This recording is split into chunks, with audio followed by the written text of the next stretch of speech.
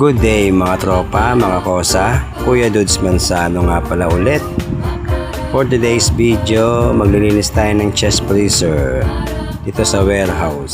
So by the way guys, papakita ko muna sa inyo iba't ibang klase ng freezer na hinahandle ko dito sa warehouse. Alright. So ito yun guys, 4-door freezer, 6-door freezer, tsaka chiller. At ito namang isa ay walk-in freezer, saan kasya ang isang tao. Diyan nakalagay ang mga items natin sa walk-in freezer. Buksan natin guys. Yan po ang pinakalaman ng walk-in freezer natin. O diba? Yan yun guys. Iba naman guys ay 4-door freezer. 4 yung pinto, syempre 4-door nga. 6-door freezer, yung 6 yung pinto, 6-door freezer nga. At saka yung chiller. Alright guys. At ito namang isa to guys ay chest freezer. So ito out muna natin doon guys. Unplug natin, tapos buksan natin yung pintuan para matunaw ang mga yelo. At habang nag-aantay matunaw ay sumayaw muna tayo ng Brazilian dance.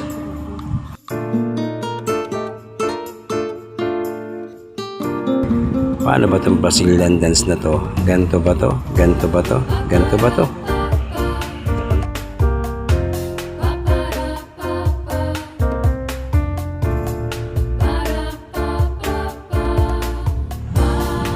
So ayun guys, okay, start na tayo guys. Kinakaskas na natin ngayon ang mga natunaw na yelo.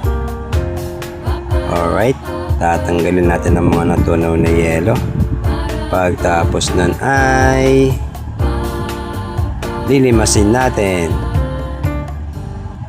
Ganun lang guys, kasimple ang ginagawa dito sa warehouse. So, ibang tawag nga pala sa amin guys ay freezer man. Kasi more on mga freezer po kasi ang hawak namin.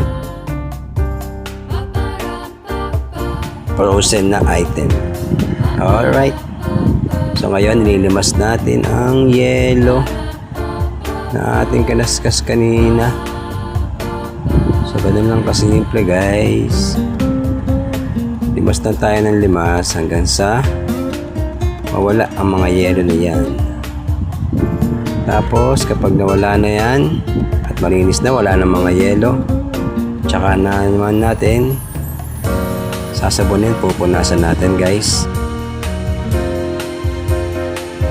So guys, pakita ko lang yung pwedeng daluyan ng tubig kung ayaw nyong maglimas. So ayan yun guys. Ayan, yung pwede mo tanggalin yan, tapos padaluyan mo yung tubig doon. Diba? Pero ako guys, nililimas ko guys kasi yung mga kaliit-liitan na mga dumi ay sisiksik lang doon guys. Kaya mas maganda na nililimas at binabasahan na lang. Diba guys? Yun ang diskarte ko dyan.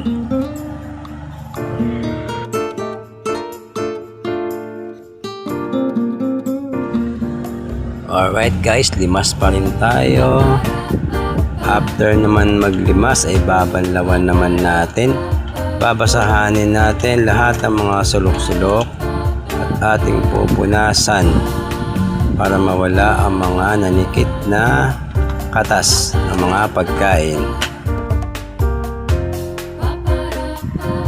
So dito nga pala guys sa warehouse namin ay meron kaming 12 to 13 chest freezer.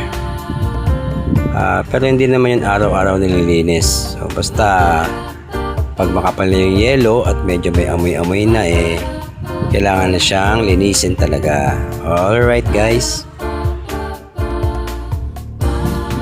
So ayan guys. So nililinis natin yung kasingit-singitan niya para pag binuksan natin ay hindi siya mamamaho.